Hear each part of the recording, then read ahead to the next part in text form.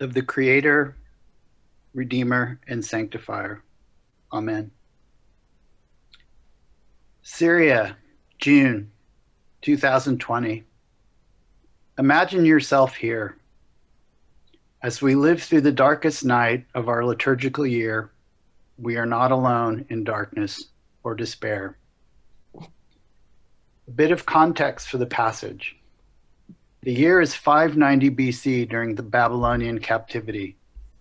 The Babylonians were the reigning power, and through their military prowess, they accomplished the unthinkable, the overthrow of Jerusalem and the subjugation of the Hebrew people. The conquerors divided the captives into two: elites, who were integrated into society in Babylon. Everyone else in Jerusalem and northern Israel lived under military occupation.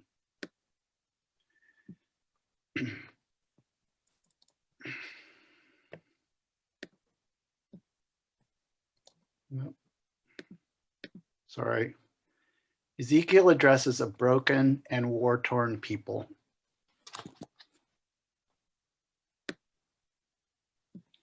They are desperate, people who are more tired, grief-stricken, and traumatized than they understood or could possibly acknowledge.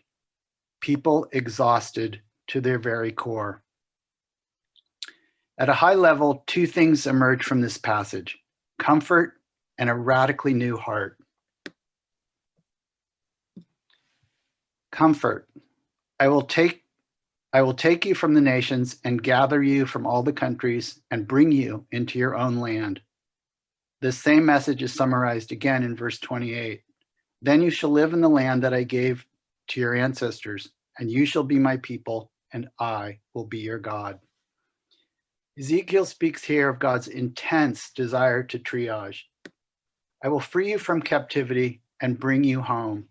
All you are experiencing now, the pain, isolation, and trauma, is not the future I envision. Verse 25, I will sprinkle clean water upon you, and you shall be clean from all your uncleanliness, and from all your idols I will cleanse you.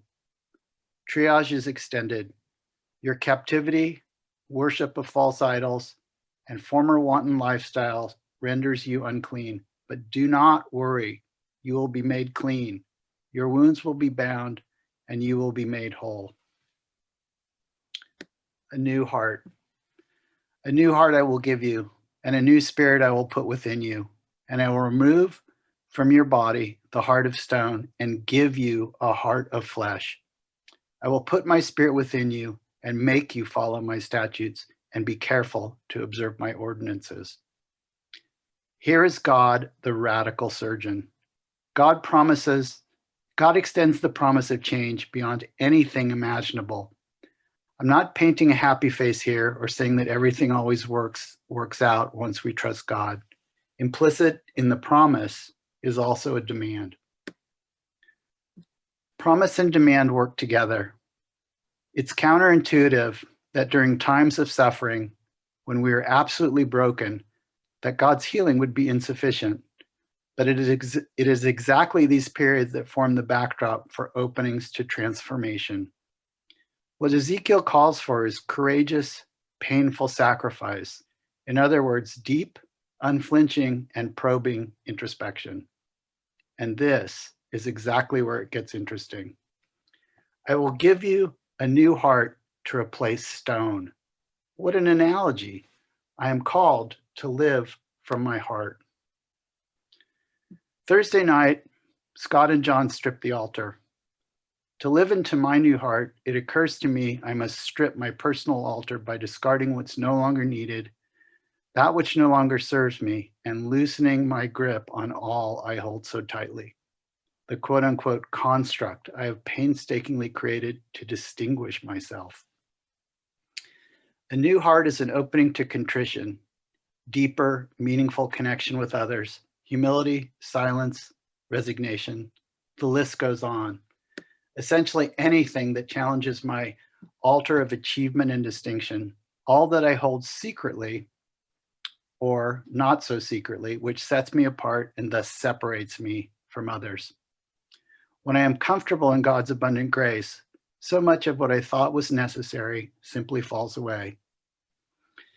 Here we are in the eve of the resurrection, the dark night of the liturgical year. Likewise, here we are staring down a vast global pandemic. The path to grace and a semblance of wholeness entails embracing my brokenness, my personal darkness, and to humbly enter the perspective of another. Striving for distinction leads to isolation. God isn't concerned by all that I believe that I am or that I have accomplished, etc., etc., etc. But God is supremely concerned about justice, meaningful connection with others, and mercy. The more I strive for personal distinction, the further I move away from God's intentions. To quote the prophet Hosea, God desires mercy, not sacrifice. God is the giver of magnificent gifts, but I truly partake of these gifts when my heart is broken wide open. But there is a rub, and how could it be otherwise? My heart of flesh will not, actually cannot, grow strong of its own accord. It needs exercise. Make no mistake, I'm not saying this is easy. It's difficult because I must confront my limitations. In other words, I don't always have to be right or express my opinion or, heaven forbid, know the answer. It's okay not to challenge or confront everything. Deeper still, experience has taught me I grow most when I'm outside my zone. What I'm saying here is I have a choice. I can acknowledge the other I encounter, or I can make a snap judgment based on superficial appearances that tell me whether or not this person is a part of my tribe. The Sioux Indian saying rings in my ear. The longest journey I'll ever take is from my head to my heart. May it be so for each of us, that we embrace this journey and walk with compassion for ourselves and all we meet along the way. Amen.